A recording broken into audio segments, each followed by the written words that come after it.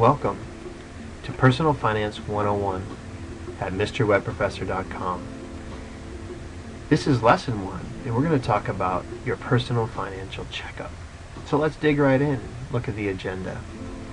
Some of the things we're going to cover in this particular lesson, which is only one portion of an entire course, is understanding the mistakes that we all make but we can avoid. We're going to also learn how to determine our financial position. And a piece of that is understanding the basics of our credit scores, our debt and savings ratio. We're also going to talk a little bit about asset protection as well. So let's get started. What are some of the common mistakes that people make with their finances all the time? Well, perhaps one of the biggest is talking to their neighbor Bob, who tells them to make a stupid financial decision based on no knowledge of the financial world whatsoever. So really, when you take poor advice from a non-expert, you're just setting yourself up for failure. Another big mistake that people make is not having enough protection from catastrophic risk. So they build their investments, they build their financial plan, but they forget to have contingencies in the plan to protect them against some major risks that may completely implode that plan. Also, not looking around for the best deal, not doing smart shopping. I'm not just talking about grocery shopping, I'm talking about on large purchases as well, such as purchasing a car. You really want to make sure that you're looking for the best deal when it comes to everything that you purchase. You got to look out for those non-professional salespeople. They're out there. People who call themselves financial professionals but don't have the education to back it, or don't have the experience to back it. So make sure you understand the background of the person you're working with. Overusing personal lines of credit. This is just not good for your overall net worth, which we're going to define for you a little bit later on. Overspending and failure to develop a clear financial plan. Without a plan, you don't know where you're going, you may not even know where you are. It's so important to develop a clear financial plan so that you can reach your financial objectives, because your finances touch every part of your life, and we cannot escape that. So having a plan will also help you to develop a plan for your life. So, how do we determine our financial position? Well, it's very important to know where you are. If you don't know where you are, you don't know.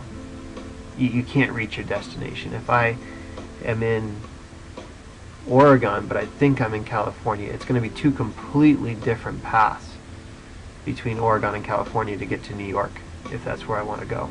So knowing your starting point, your point of origin, is so important. It's important so that you can plan for the future, so that you can ensure that you're going to get from Oregon to New York if you're in Oregon, or if you're in California, to be able to get from California to New York. It's extremely important to know where you are so that you can plan to get to where you want to go. It's important for your family, and it's important for you. Somebody once said that once you know where you are, it's the starting point to anywhere in the world you want to go. So how do you determine your financial position? Well, there's a simple formula. It's assets minus liabilities equals net worth. So what are assets? Well, we're going to talk a little bit about that now.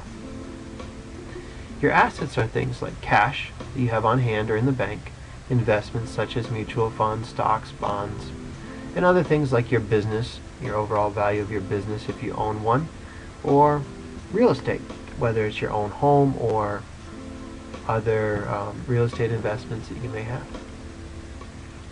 That brings us to the question, once we know what all our liabilities are, once we know what all of our assets are, what are our liabilities? Well, those are all the loans, auto loans, your mortgage, things that you owe people for, your credit card debt, lines of credit, loans from friends and family. Anytime you owe money, it's a liability. So, to determine your financial position, or your net worth, you take all of your assets and you add them all up. And you write that number down. Then you take all of your liabilities, you add those up, and you write that number down. Then you subtract your liabilities from your assets, and this will give you your financial position or your net worth. And you can stop here, because if you're viewing this on MrWebProfessor.com, underneath this video there are some great links to a net worth exercise. Do that exercise and we'll determine what your net worth is for you. Make it very simple for you. So just push pause and go ahead and do that net worth exercise. Now that you've finished that exercise, let's look at determining your financial position from a couple of other perspectives. But before we move on to that, let's understand the results of your net worth exercise. If the number was negative, it simply means you owe more than you own. If the number is positive, it means that you own more than you owe. Either way, it's good news, because now you know where you are, and that means that's the starting point to wherever you want to go in your financial future. And you can make it better. If it's a negative number, we can turn it positive. So together, as you take this class with me, you can develop a financial plan that will help you get on a track to financial health. Let's talk a little bit about credit scores now. When it comes to credit scores, the higher the score that is, the better it is for you. And these scores are based on a number of things, but primarily it's based on your account balances, payment history, whether you've had bankruptcies in the past, and delinquency rates. It's also important to look at your credit report just to make sure that you're aware of everything that's on it. And you can get your credit report for free once a year at annualcreditreport.com. You just go to annualcreditreport.com and fill out the forms, and you can get your credit report instantly over the internet. Now, these reports come from Equifax, Experian, and TransUnion.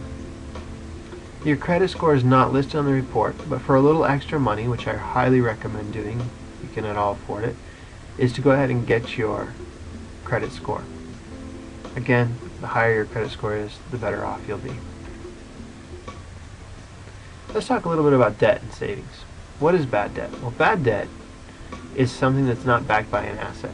So for instance, your mortgage is good debt because you own the home and you have a mortgage on it. And so if you sold the home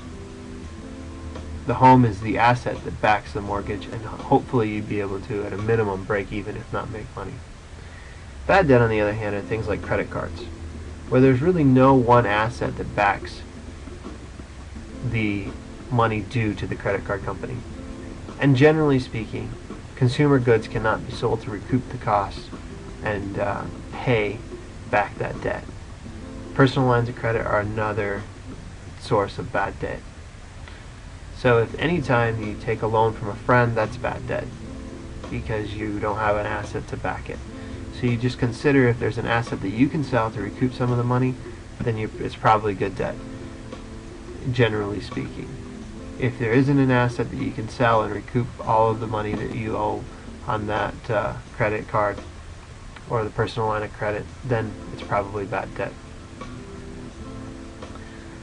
So analyzing your bad debt, what's the formula? We'll take all of your bad debt, all of your credit cards, personal lines of credit, all of that, add it up, and then divide it by your annual income. This will give you what I call a bad debt ratio.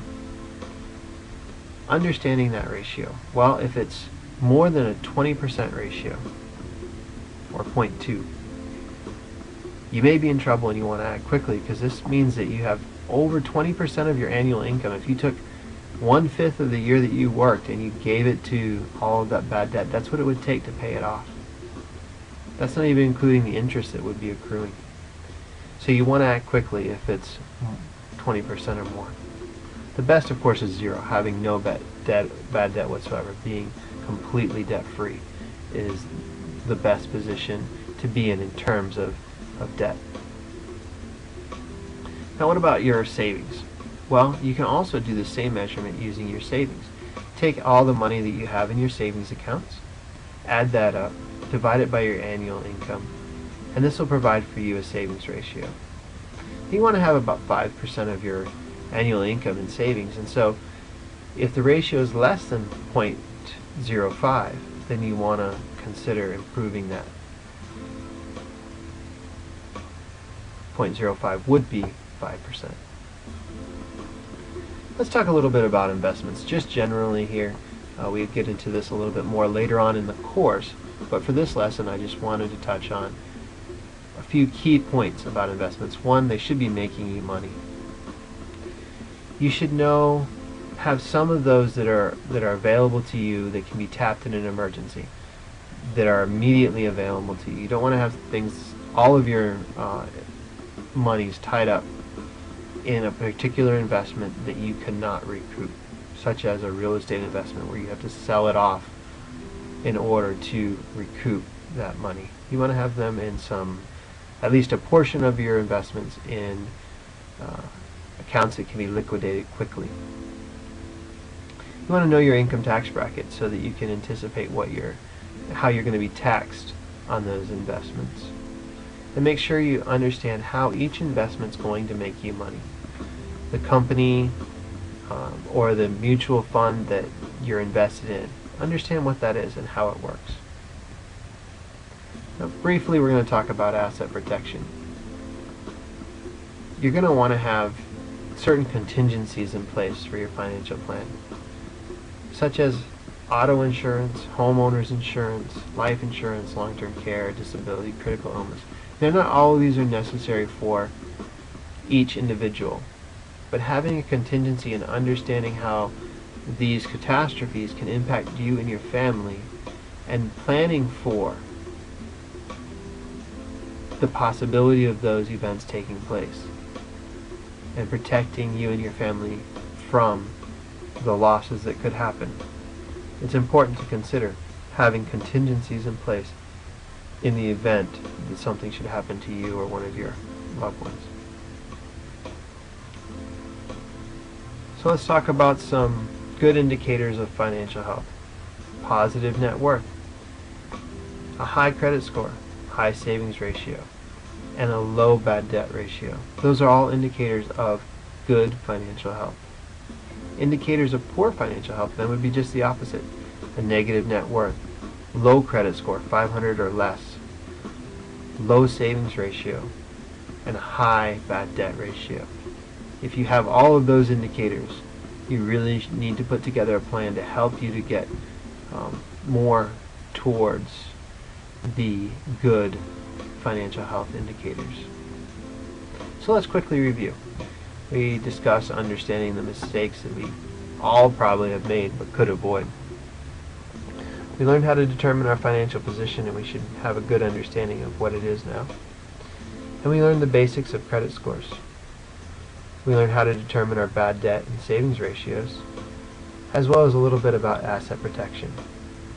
Now, under this video, there's also links to the debt ratio and saving ratio exercises. Go ahead and do those exercises, do the math, and make sure that you understand your results, because this lesson is about you discovering where you are so that you know what you need to do to get where you want to go. Once again, if you're viewing this on Google or YouTube, please visit us at MrWebProfessor.com for the entire course.